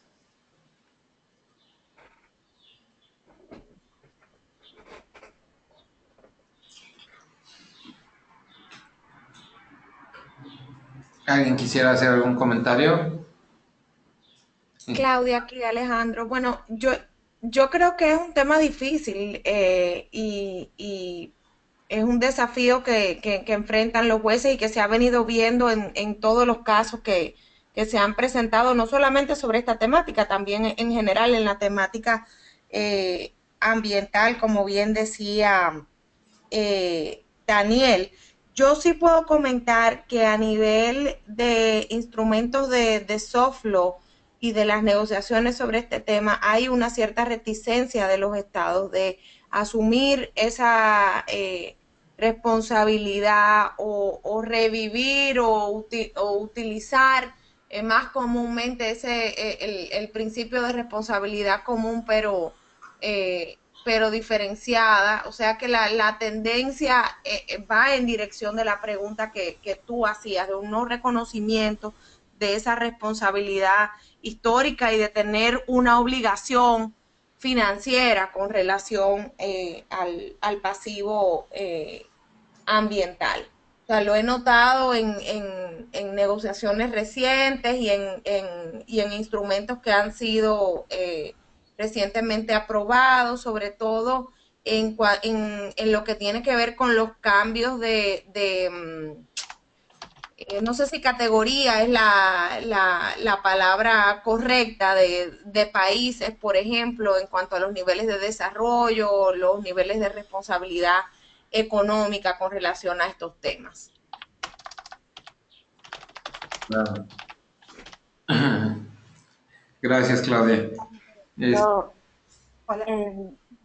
quisiera comentar también rápido que sí existen algunos precedentes de casos ambientales resueltos por la Corte Internacional de Justicia, por ejemplo, casos que tienen que ver con el uso de recursos hídricos transfronterizos, pero justamente, por ejemplo, en México, que es donde más he estado cerca de los debates sobre si deben o no crearse tribunales ambientales especializados, uno de los argumentos que se ha utilizado para tratar de disuadir al legislativo de crear tribunales especializados en materia ambiental es el número realmente reducido de casos que han llegado a la Corte Internacional de Justicia en materia ambiental, porque también yo creo que una cosa importante a considerar es que la naturaleza de las controversias ambientales también es difusa. ¿Cómo podemos distinguir en muchos casos si una controversia es ambiental o se refiere a otras materias del derecho administrativo, como lo han resuelto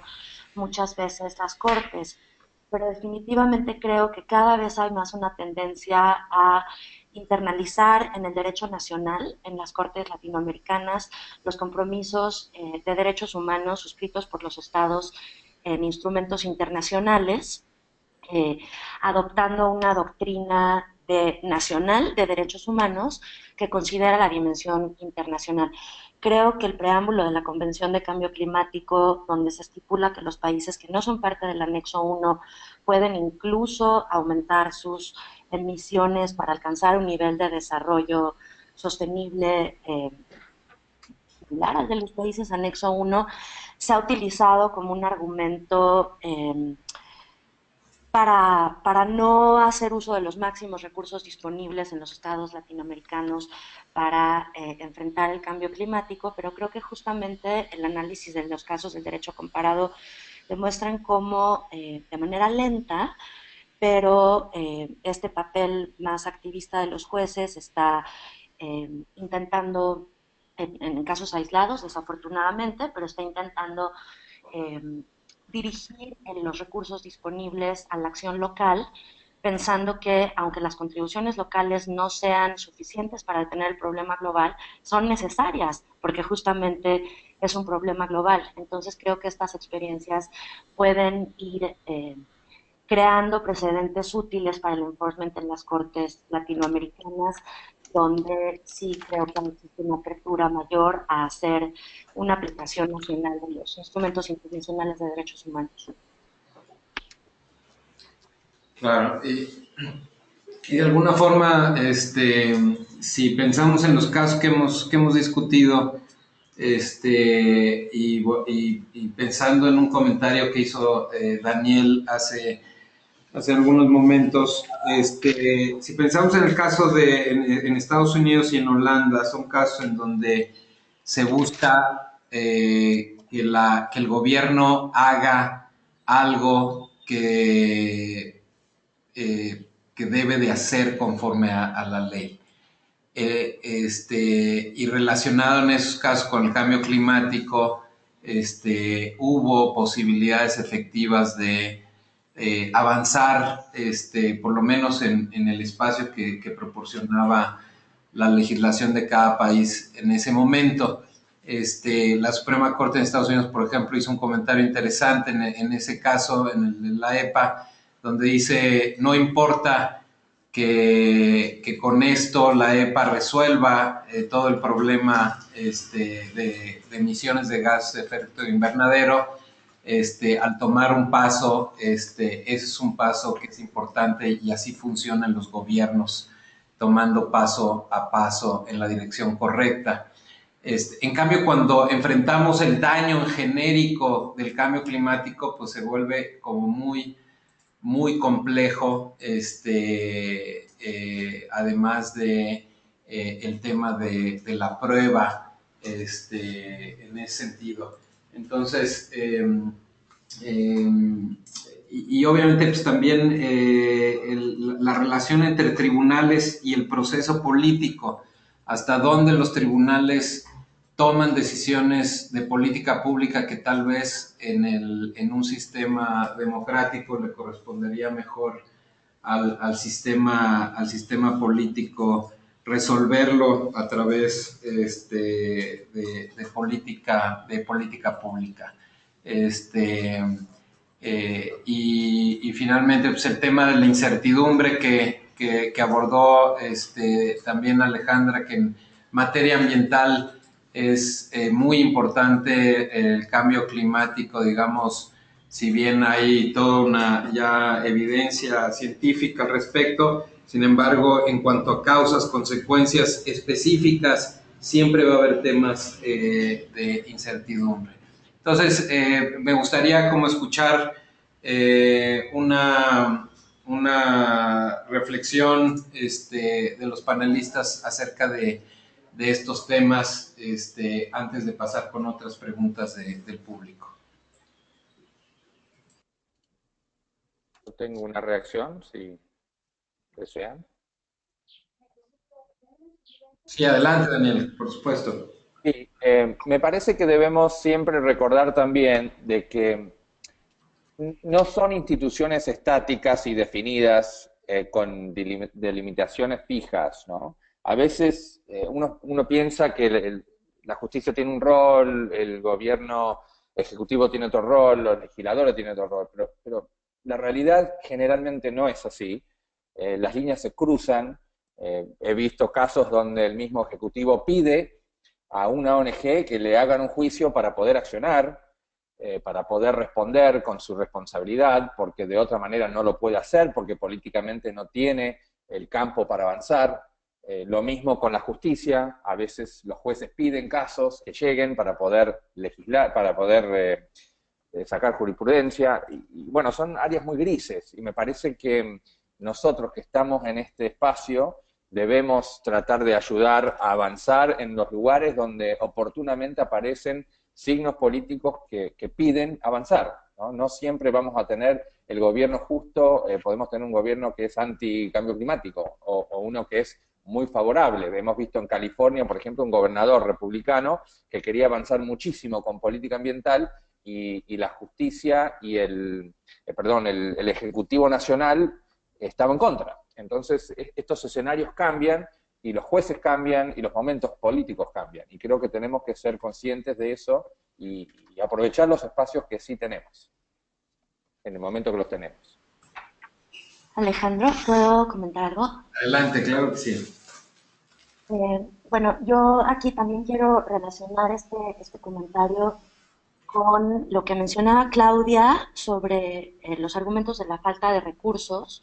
En el caso de la sentencia holandesa, me parece muy interesante cómo el tribunal toma estudios como el informe Stern sobre la economía del cambio climático y entonces analiza que realmente los costos de la prevención son mucho menores que los costos de la reparación para el Estado. Y eso es un argumento también importante, porque si bien es cierto que los estados, sobre todo en los países latinoamericanos, muchas veces no cuentan con los recursos suficientes o no se utilizan de manera adecuada o de forma progresiva, como lo ha señalado el Comité de Derechos Económicos, Sociales y Culturales de las Naciones Unidas en su observación general número 3, que deben ser orientados a metas concretas, deliberadas, etcétera. Creo que es muy importante este enfoque de la sentencia holandesa de utilizar en la práctica de la toma de decisiones el principio de precaución y el principio de prevención, bajo este enfoque de los costos reales de las medidas a tomarse para reparar los impactos del cambio climático superarían por mucho la inversión en las medidas de prevención, mitigación del cambio climático. Y por otra parte, respecto al papel de los jueces, la sentencia holandesa tiene todo un apartado que se llama la separación de poderes, porque el gobierno holandés argumentó justamente que si el tribunal se metía en esta cuestión de política pública y decidía revertir la política holandesa sobre cambio climático para fijar una reducción del 25% de emisiones al 2020 como obligatoria, estaría invadiendo la rama del Ejecutivo. Los razonamientos de la Corte aquí son interesantes porque, como lo acaba de decir Daniel, la Corte holandesa argumenta que esta línea de la separación de poderes no es tajante, que los poderes se complementan y que si bien los jueces, por lo menos en Holanda, no son electos democráticamente mediante el voto de los ciudadanos, sí son una institución democrática porque las leyes que les atribuyen las funciones de adjudicación en asuntos ambientales o que tienen que ver con el deber de cuidado de las autoridades sobre la sociedad, sí se construyen a través de un proceso democrático y ellos tienen la misión de cumplir su rol dentro de ese proceso democrático a partir del cual salieron las leyes que les asignan ese papel. Entonces, yo tampoco creo que sea una panacea la intervención de los jueces. Creo, como dice Daniel, que son instituciones en evolución constante, pero me parece que es interesante ver cómo el debate del cambio climático, por su naturaleza global y transdisciplinaria, etcétera, también se traduce a la concurrencia y la colaboración de los poderes en un esquema no de separación absoluta, sino de interacción. Bueno, gracias, Ale. Déjenme... Andrea, ¿quieres comentar? Hola, sí, ¿me escuchan? No, yo quería referirme porque creo que hubo una pregunta vinculada con la Corte Internacional de Justicia que quedó, luego Alejandra se refirió, pero a mí lo que me gustaría era comentar que es claro que la Corte puede tener competencia en estos temas, pero se trata de cuestiones entre estados, ¿no? Entonces serían los estados los que deberían interponer alguna acción ante la Corte Internacional de Justicia, pero que además de las sentencias también hay otro valor importante de la Corte Internacional, que son las opiniones consultivas que emite la Corte Internacional. Y allí hay opiniones consultivas sobre diversos temas vinculados con cuestiones ambientales que también son una fuente interesante para acercar digamos, para concretar derechos ambientales, ¿no? Y respecto de este último tema que se estaba comentando, yo creo de la judiciabilidad o no y de la división de poderes y de alguna forma la potestad del poder judicial de guiar políticas públicas, yo creo que particularmente esta es una de las funciones más innovadoras que ha tenido el rol de los jueces en materia ambiental, donde vemos allí que sin duda cuando hay afectación de derechos, las acciones u omisiones de los estados son cuestiones atendidas por los jueces y donde hay no un avance, pero sí hay un rol muy activo del Poder Judicial en marcar cuando estas acciones o omisiones afectan derechos de los particulares. Gracias, Andrea. Y claro, nada más un comentario para aquellos que están interesados en la Corte Internacional de Justicia y los temas ambientales. En el caso que entre Argentina y Uruguay hay una opinión separada del juez brasileño muy interesante donde desarrolla en forma muy robusta con los principios en materia ambiental desde ese foro, ¿no? Déjenme aprovechar rápidamente también para plantearles algunas otras preguntas que nos han llegado. Nos preguntan, por ejemplo, si conocen casos cuando que sea el Estado el propio contaminante y no empresas privadas.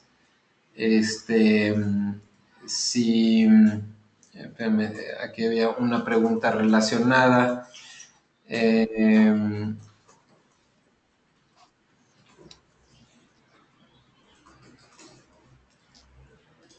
Si se puede pensar en presentar una demanda en contra de países desarrollados, de un país en desarrollo, sobre violación de derechos humanos por la emisión de gases de efecto de invernadero, esto con el fin de tratar de que reduzcan sus emisiones y tengan políticas más estrictas en materia de mitigación al cambio climático. Otra pregunta, nada más se las planteo rápidamente por el tiempo. ¿Cuál es la manera más pertinente para probar el nexo causal en un litigio en el que el cambio climático sea la directriz del asunto? Esta última ya, ¿cuál es la diferencia entre principio precautorio y principio de prevención en el tema de cambio climático para efectos de procurar un efectivo ejercicio del derecho? Si alguno de los panelistas quiere hacer algún comentario sobre estas preguntas, adelante. puedo intentar algunas reflexiones rápidas, Daniel.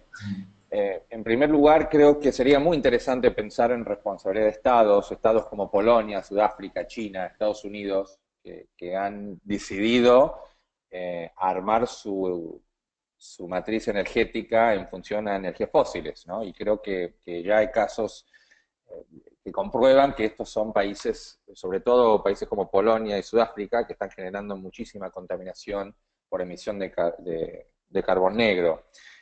Y sería interesante ver cómo pueden evolucionar los casos en el futuro. Volviendo a la pregunta de diferencia entre el principio precautorio y las responsabilidades del Estado en protección, yo pensaría quizás no tanto del lado de lo genérico del cambio climático, sino en los riesgos que son evidentes, las inundaciones, los climas cambiantes por cuestiones de cambio climático que están afectando por huracanes, por tornados, por contenciones de ríos que crecen. Bueno, estas son las consecuencias de un cambio climático que es evidente y el Estado, al reconocerlas, tiene obligaciones de proteger a las poblaciones. Estamos hablando de la agenda de adaptación del cambio climático, en donde comunidades ya saben que se vienen problemas de alimentación, de inundaciones, de clima y de otros impactos climáticos, y el Estado tiene su deber de proteger a los derechos humanos que van a ser afectados o que ya están siendo afectados.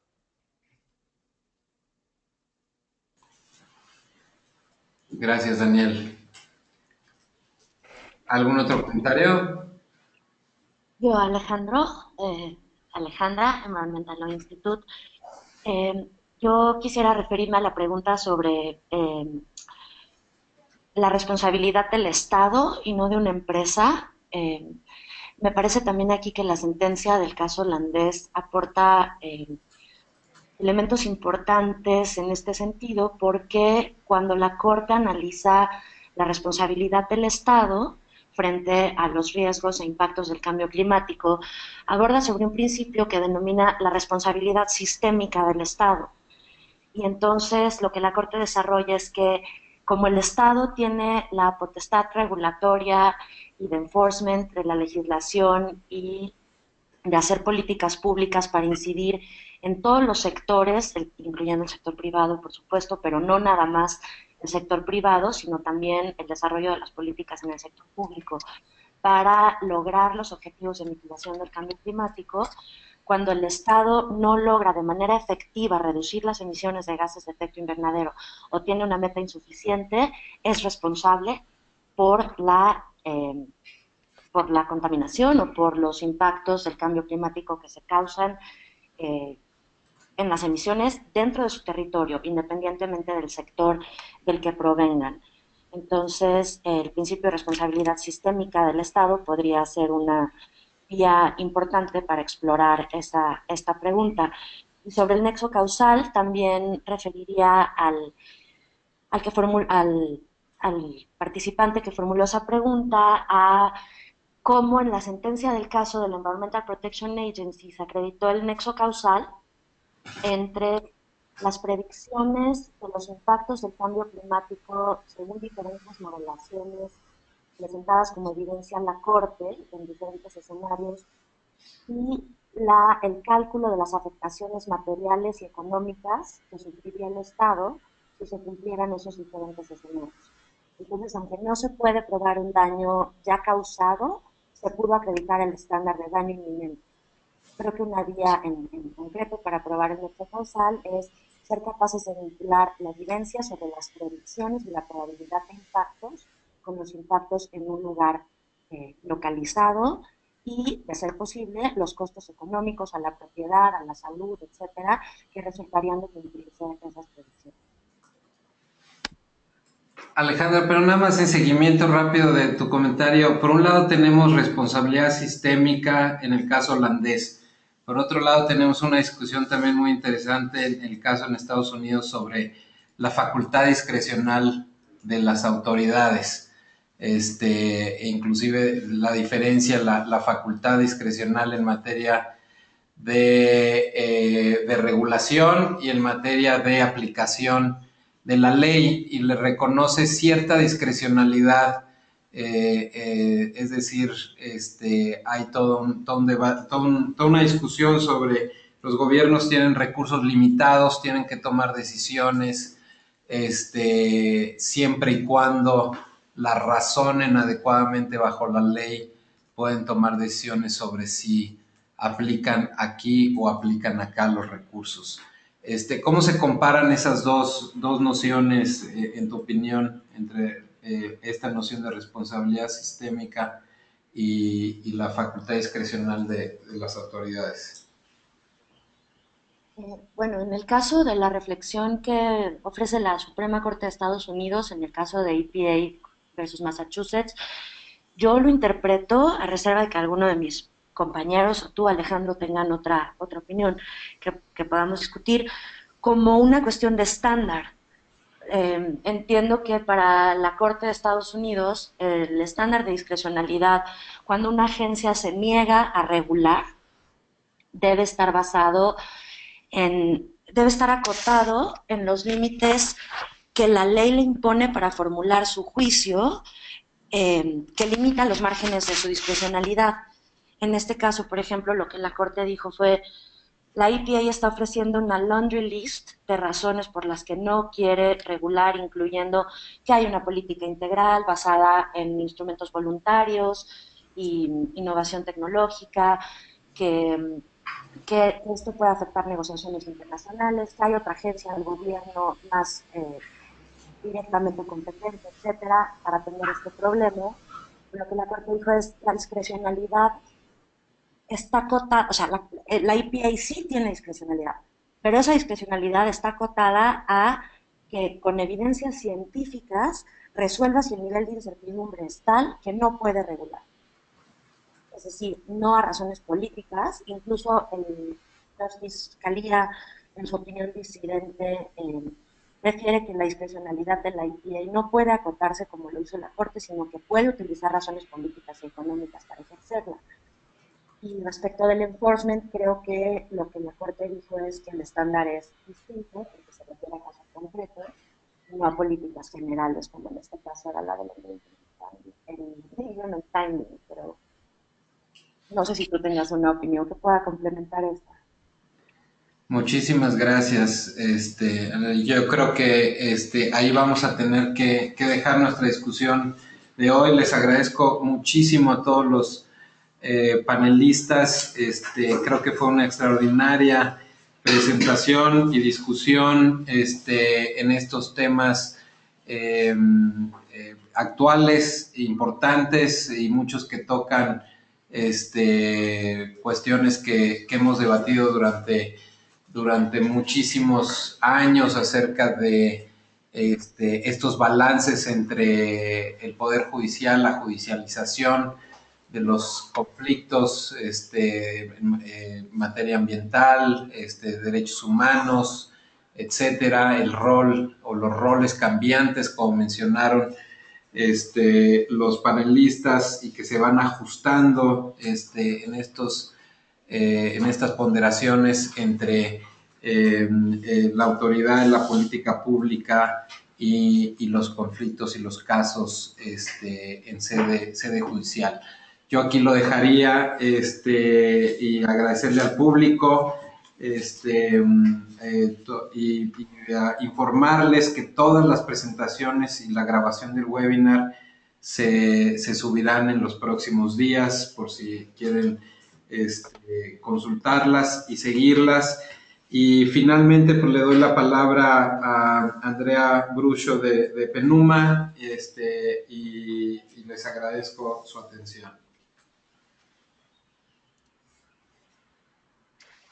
Sí, muchas gracias, Alejandro. Creo que has hecho una síntesis, unas conclusiones bien claras de todo lo que se ha discutido, de manera que yo no voy a ensayar en pocos minutos una síntesis que refleje toda la riqueza de lo que se ha trabajado. Simplemente resaltar algunos puntos que me parecen importantes, y el primero es que queda claro que los estados tienen una obligación de proteger a los ciudadanos de los efectos perjudiciales del cambio climático que ya se están haciendo sentir y que afectan a las poblaciones más vulnerables.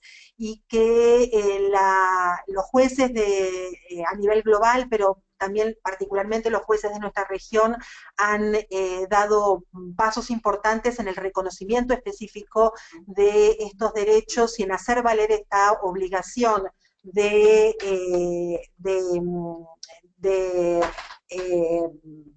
proteger contra los efectos perjudiciales del cambio climático en casos concretos en nuestra región, en casos paradigmáticos que hemos visto.